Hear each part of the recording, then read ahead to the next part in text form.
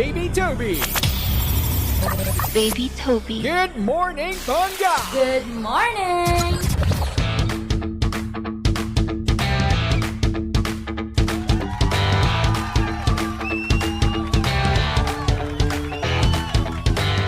Same, pero iba.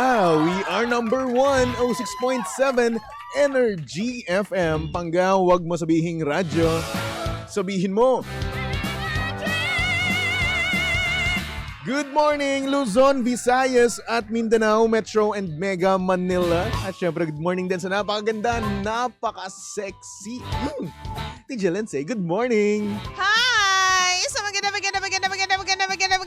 morning, baby Tubby. Kumusta ka naman? Uy. Okay naman. Ganda mo ngayon. Alam mo Hoy. yung wala, mema ka lang. Hoy, alam mo, araw-araw ko na yung sinasabi sa'yo, napakaganda mo. Oo, at thankful naman ako doon. Oo, lagi kitang ino-compliment. Totoo naman. Kasi alam ko naman na gusto nyong mga babae kayo, kino-compliment kayo palagi. Oh, sana yung ano lang din, yung totoo lang din. Oy, Tubby. totoo yun. Yung parang napipilitan ka lang. Hindi ako napipilitan. Porket nakaporma ka ngayon. Gusto ko kasi ibalik mo. Alam mo ikaw. Oh, bakit? Pabor pa rin sa'yo eh. Ganun Nakakaloka talaga, ka. 'di ba? Sabi mo nga, 'di ba? Pangaral mo sa akin dati bilang ate. Kapag kino-compliment ka, i-compliment mo pabalik. Babalik mo. Nakakalimutan ko kasi madalas yan. Walang iyak. Yung madalas ko kasi nakakalimutan, parang, talaga ba? Parang ganun, Pinangaralan mo pa ako. sa isip-isip ko, talaga ba? Walang hiyang yan. Wala na. Hindi, halimbawa kapag may nagsabi sa'yo, ang ganda mo, gwapo mo, no? Oo. Parang ganun lang. Ganun lang yung reaction ko kasi. Alam mo, nasanay ka na sinasabihan ka ng napakaganda mo, no? Hindi naman, pero parang alam mo kasi sa sarili mo kapag, 'di ba, pag maganda kang tingnan, or alam mo rin sa sarili mo kapag medyo, busangot ka ngayong araw na to, hindi ka kagan. Tapos biglang may, sa bagay, well, thank you.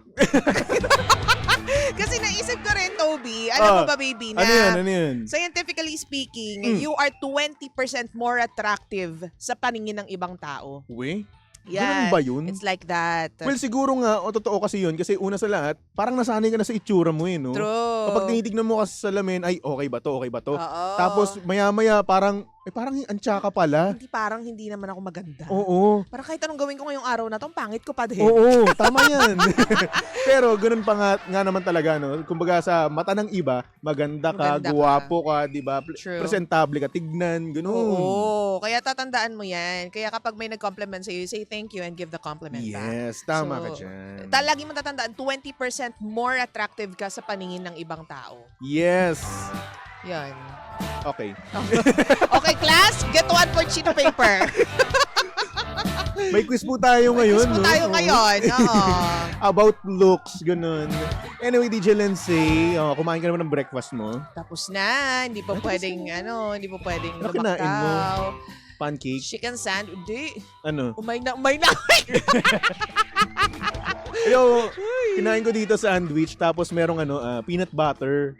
Ayan ka na naman sa peanut butter mo. Eh kasi ang tagal ko nang hindi nakakain ng peanut butter. Alam mo yung huling kain ko nun, yung nanlibre dito ka sa dito likod. ng pandesal. Oo Oo. nga. So matagal na siya. Sobrang tagal na Oo, nun. di ba? Kaya Grabe, ayun, mga 9 months na.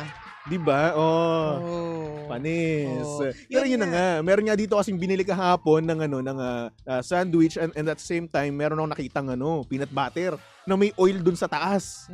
Go! O edi alam na this, no? Alam na. Tapos mamaya, Okay meron na. pa dyang orange juice, no? Magkakanaw ako, tapos kakain ulit ako ng peanut butter with sandwich. Or sandwich with peanut butter, ganun. Request daw po yung juice, dapat nakasashay na. Uy, ito nakasashay din. Hoy, hindi. Nasa malaki siya eh. Malaking lalagyan siya Well, eh. oo nga, no? Pero at the same time, parang yun din yun kasi nasa sachet eh. Para isang Yung brand timplahan na na yun. lang daw po. Ang Oo, kakapal na no? mukha ng mga nandun sa pantry. Alam mo, nakikikuha lang sa pantry pero nagre-request pa. Oo, well, gano'n naman talaga, no? Parang naman mas madali pa yung buhay, di ba? Pero mas madali ding mauubusin kung nakasashay. Actually, sino-sino dyan kukuha? Isa na ako doon. Pangalawa na doon si Jimbo. Gino, mag-uuwi pa yan. Dakilang boy take out yun eh. Oo. Hindi, charot-charot Nako. lang. Ay, Pero thank yun you na po nga. ha sa nag-aalaga ng aming Yes. nag-replenish ng pantry. Yan, maraming salamat kay Ng Nico, Jax. kay DJ Nix, ayan, kay Nix. Siya yung bumibili nun. Yeah. Oo. And thanks to ourselves. Hmm? Charing!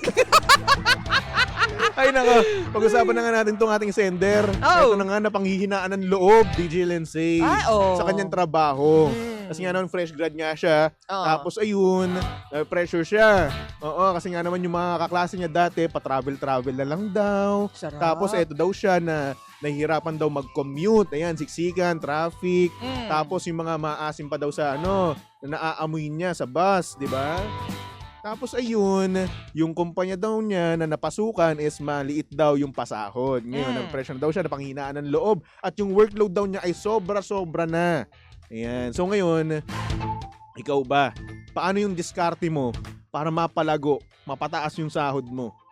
Ako, Baby Toby, I am for experiencing all the hardships sa unang parte ng iyong employment life. Yes. Nandyan ako, lalo na kung halimbawa yung speaking from experience, Baby Toby, okay lang na magsimula ka sa mahirap na mga trabaho para eventually, pag nandun ka na sa momentum, sisiw na lang sa'yo yung mga bagay-bagay. Kasi yun yung problema, naniniwala ako sa mga tao ngayon. Pag konting hirap, konting, alam mo yun, konting dagdag ng workload, umaano agad sumusuko agad Oo, Pero agad. ang lagi mong titingnan doon, yung, para sa akin lagi mong titingnan doon, yung gains mo bilang empleyado. Yung experience. Tama ka dyan. Kailangan mo ng experience para umangat ka Kailangan mong matutunan lahat ng butas, lahat ng kung ano mang pwede mong matutunan dyan para hindi ka, alam mo yon, pasyunga-syunga pag nandun ka na sa taas. Actually, diba?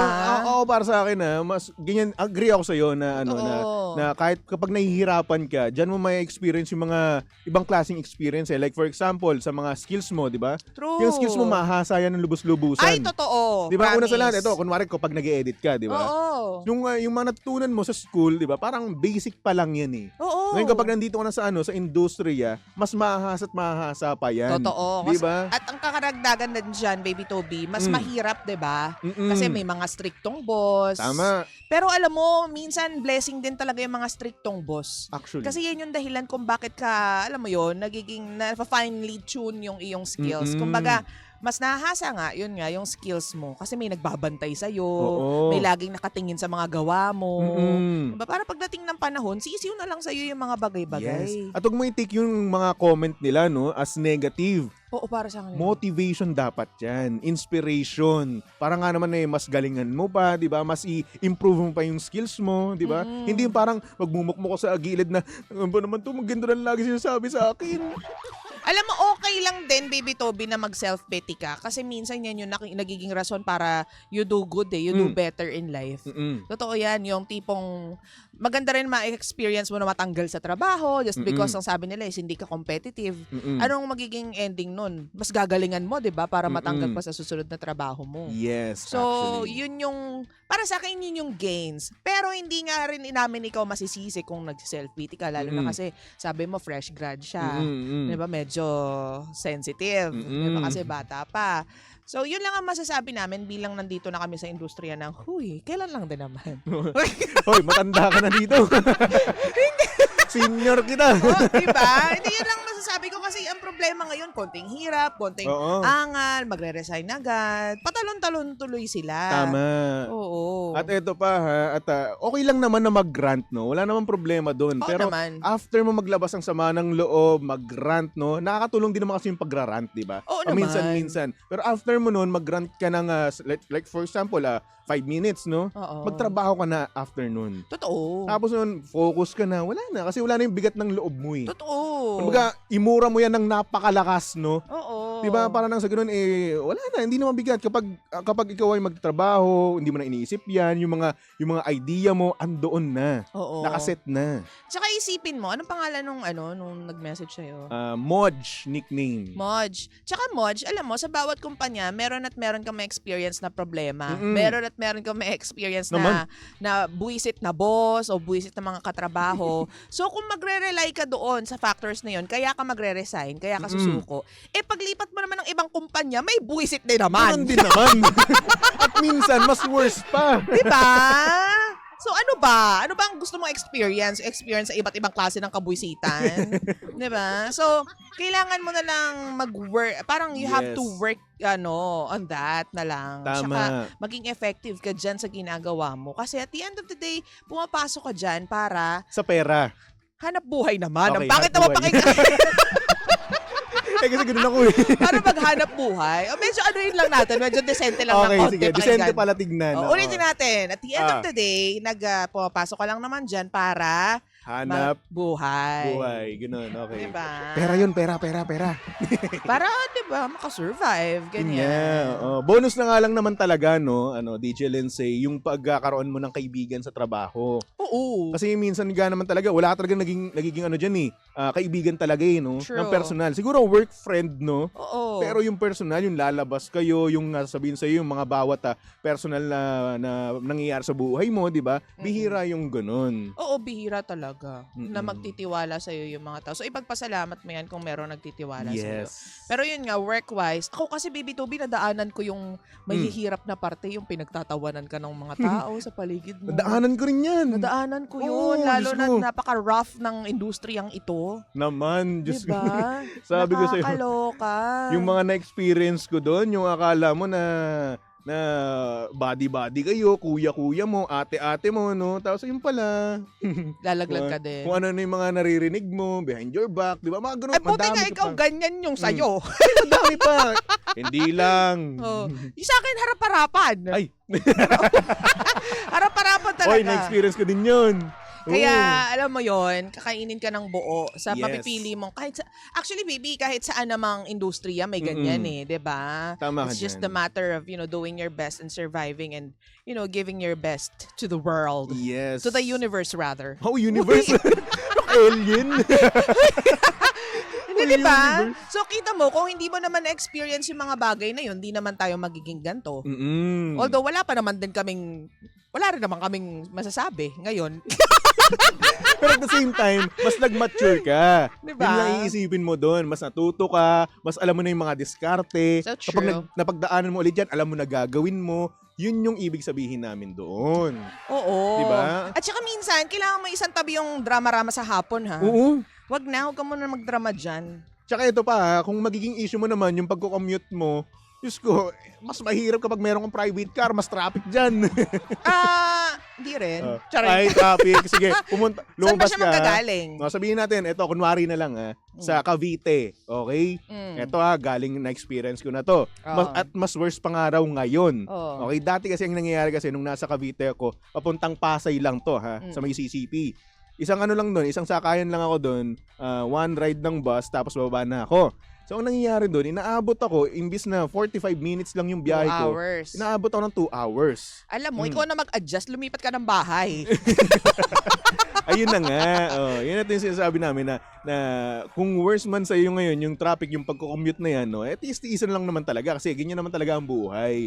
Diba? Kapag ikaw yung nagko-commute, kung ano-anong ma-experience mo dyan, kung ano-ano yung mababasa mo pa nga sa mga conversation nila, maririnig mo pa, at minsan meron ka pang makakaaway. Ganun. Alam mo, bago mo talaga makuha yung sarap, kailangan mong maghirap. Uy, Totoo yan. motivation. Sa lahat ng bagay naman Swerte, pero may mga tao, Baby Toby, na naniniwala akong swerte. Yun nga Yung tipong mabilis nilang nakukuha yung mga gusto nila. Mm-mm. Pero most of the time, kailangan mong paghirapan kung ano man yung bagay na gusto mo Tama. para makalasap ka ng sarap. Wala tayo, hindi tayo ganun Hindi tayo, oo. Wala tayo dun sa sa part na tayo ay swerte, like for example nanalo ng 300 million. Siguro sa ibang parte tayo swerte Oo. and blessed, baby. Yes. Pero sa may mga bagay-bagay na kailangan natin paghirapan, pagtrabahuhan, 'di ba, para makuha natin. At para sa akin mas masarap kapag pinaghihirapan mo yung mga bagay. Kasi pagdating mo sa finish line ay naku, pinaghirapan ko to. Masasabi mo yung ganun. Uy, totoo. At saka walang pwedeng umagaw sa iyo nung experience mo at saka nung pwesto mo. Yung knowledge na natutunan mo. Alam mo kung paano mo siya lalaruin, alam mo kung paano mo itatawid, alam mo kung paano ilulusot yung mga bagay-bagay. Bakit? Tama. Kasi dinaanan mo lahat ng mahirap. Yes. Parang And dati. at the same time, okay. Diba? At the same time, kapag ikaw ay nagkaroon ng pamilya, ng anak, at sa experience din yan, alam mo yung sasabihin mo sa kanya. Alam mo kung paano mo papagaanin yung loob niya. Oo. Ako, medyo cringe ako sa mga taong ganyan, baby. Ano yun? Yung gusto nila, agad, maaliwalas agad, Oo. magaan agad yung trabaho. Mm-mm. Talaga. Kaya alam mo yon pag may nakakarinig ako ng mga rant ng rant, na although okay lang naman mag-rant. Mm-mm. Kaya nga nalalaman natin na ganun yung experiences nila. Mm-mm. Pero minsan, they're overdoing it. Actually, Ano naman problema mo sa electric fan ko? yung hangin kasi tumatapat sa mikropono eh. Kasi, init eh. Huwag mo kasi itapat sa mic, Diyos ko po naman. Paano? Ayan, ganyan. Naririnig ko yung hangin eh. Matatanggal yung pilik mata ko kasi. Pero yun lang nga. Oo. Siguro, so kung ganun, kung nakikrinjan ka sa mga nagrarant, so nakikrinjan ka rin sa akin. Kasi rant ako Hindi ka ng naman rant. ganun. nagrarant madalas. Nagrarant ako madalas. Madalas mo na sinasabi nakakatamad. So, Alam mo yun, gusto na kita lumpuhin minsan para may rason ka para hindi makagalaw dyan. Oy ako, sinasabi ko lang na tinatamad ako pero ginagawa ko pa rin. Ganun. Kaya nga. Oo. Nagrarant lang ako. Cringe lang ako kapag ayaw ng mga tao. Well, lahat naman tayo ayaw natin mahirapan. Pero kasi kailangan nga natin daanan talaga yung mga parte na Yes. mahihirap.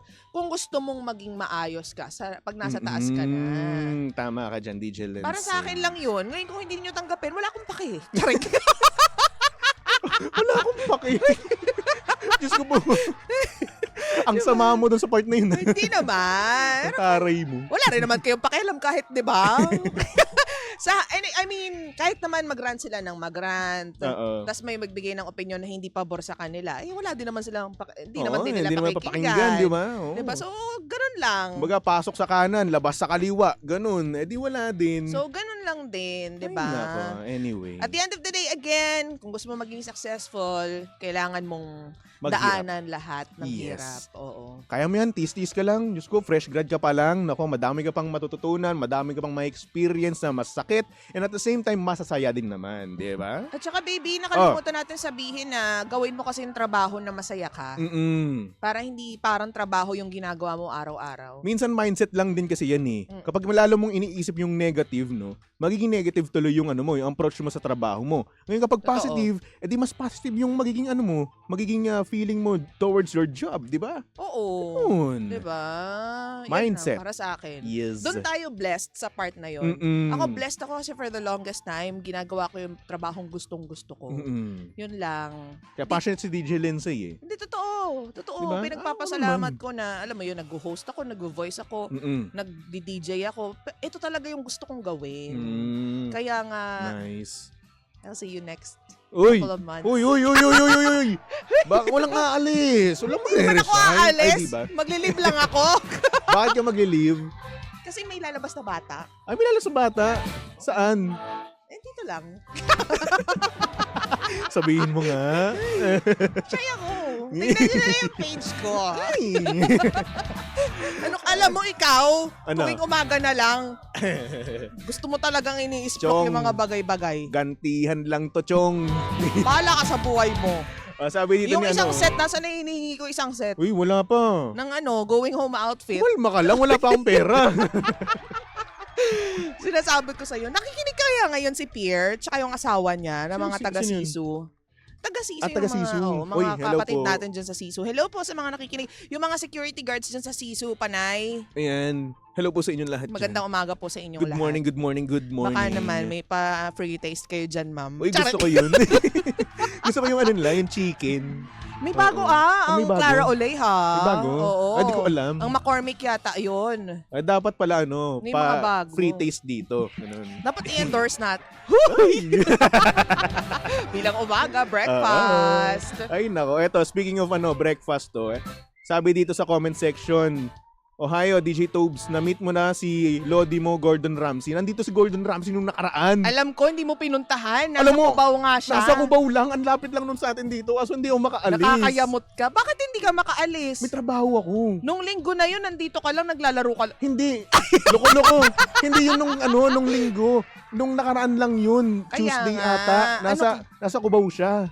Nandun siya namamalengke. Yun nga. Ang lapit Nakakainis lang. ka. Anak ng toko naman, no. Makikita ko na saan si Gordon Ramsay harap-harapan, no, tapos magpapamura ako sa kanya. Diba? Yun yung dream ko mamura ni Gordon Ramsay. Bakit Ganun. hindi ka na lang magpamura kay Malupiton? Gordon, dapat medyo social. Ayun, social muna. Bagay local. Yung donkey, ganun. Ganyan. Nako. Ay, gusto ko yun. Ay, nako. Nakakaloka. Ang swerte nga nung isang yung vlogger dito sa Pilipinas, no? Na nagustuhan ni Gordon Ramsay yung luto niya. Sino? Si Abby ata yun. Ay. Yun, tapos Lumpia Queen. yung lumpia, di ba? Ginawa niyang lumpia yung beef Wellington, Beef Wellington. ni Gordon Ramsay. Oo. Nagustuhan ni Gordon. Oo nga. Baka first name basis ka, ah. Close kayo. Oo naman. Tito ko yun. Nakakaloka. Tropa ko yun. Binabatuhan ko nga yun minsan eh. Uy, isang karangalan po ang madalaw nyo kami Oo. dito sa Pilipinas at magbukas ng kanyang resto Yes. dito sa Alam mo, Pilipinas. balang araw kakain din ako doon sa kanyang restaurant nang nandoon siya. Balang araw. Paano? Ewan ko. Uy, ang swerte nga nung mga yung mga kumakain doon sa restaurant niya eh. Pinupuan Oo. sila, di ba? Isa-isa mismo yun. Sana all. Ay nako, nakakainis ka. Ay, Akala ko pa naman pinuntahan mo na no dahil sabi mo lapit-lapit mo lang. hindi nga eh, may trabaho kasi ako nun. So syempre, pag umalis ako, may yari naman ako sa boss natin, di ba? Kailan ba yun? Pwede ka naman magpaalam. Tuesday. Hindi naman ganun kalala yung boss natin Kahit dito. na, syempre, respeto pa rin naman sa mga boss natin, di ba? Malay mo, ma-disrespect ko sila dahil dun sa ginawa ko, di ba? Kaya ka nga magpapaalam. Paano naging disrespectful? Paano yun? naman yung mga maiiwan kong trabaho? Alam di mo, wala. you always have your choice. Tama na, sige na. Huwag mo na akong pagsisihin pa ng lalo. Nagsisisi na nga ako eh. Gordon, if you're listening to us, or Gordon. Hi, Gordon. Ay, no. Anyway, pangka susunod na, napakaganda, napaka-sexy DJ Lindsay para sa programang Lihim ng Liham. And of course, nasama mo't nakalandian ang hot baby boy ng radyo. Walang iba kung hindi si Baby Toby. At syempre si Baby Toby ay pwede mong stalk at i-follow sa lahat ng kanyang social media accounts. Hanapin nyo lang, Baby Toby 1067. Okay? aha! So anyway, for our next song, here's a song from Sugar Free. Titled Hari ng Sablay. Dito lang yan sa programang... Same. Sa istasyon kasi. Ay, station pala. Nawili kasi ako kila Jimbo. Anong drama mo? Ganon. Anyway, dito lang yan sa stasyong same, pero iba. We are number 1, 06.7 Energy FM. Panggawag mo sabihing radyo. Sabihin mo,